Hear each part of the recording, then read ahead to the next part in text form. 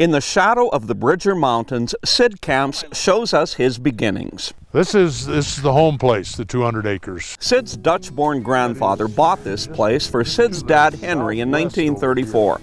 John and Elizabeth Camps moved to Churchill in 1909. Today, the farm is much bigger. This area is very conducive to growing grain. The Camps raise wheat, barley, canola, and potatoes. Sid's wife Betty is a farm girl of Dutch heritage too. It is a lot of work, but it still is. I just think it's very enjoyable. There's just a love. On this warm spring day, we find the Camps family sorting and loading their seed potatoes. We're raising about 250 acres of potatoes. We probably ship at least 100 semi-loads of spuds out of here every year. Maybe even more than 100 semis. These seed potatoes are on their way to a farm in Minnesota. The Camps sell seed stock to farms in Washington and Idaho. Of course, we all know that Idaho is famous for its potatoes, but it might surprise you to learn that much of the seed stock for Idaho spuds comes from Montana. The seed that we produce here, a lot of it goes to Idaho and produces Idaho potatoes. Sid says Churchill's climate makes for healthy seed. Well, I think mainly because it gets so cold during the winter.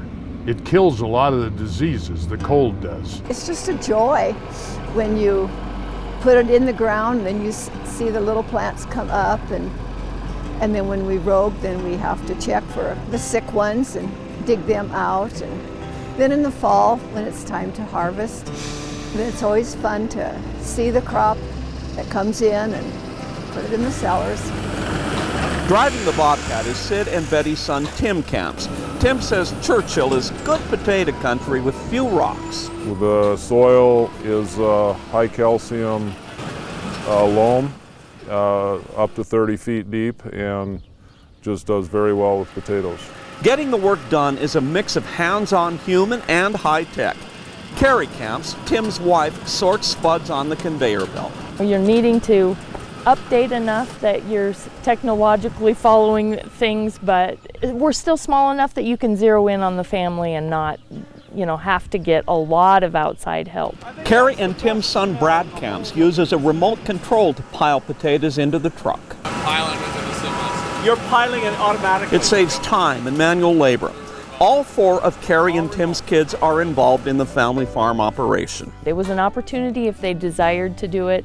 If they didn't and wanted to do something else, that was fine too. But all four of them have chosen to be here at this point. The Camps are preparing for new generations to continue their family legacy. Everybody pitches in to get things done. It's the Dutch work ethic. So one thing that I definitely got taught, and I've tried to pass on as well, is the fact that there is no job that is outside of your realm.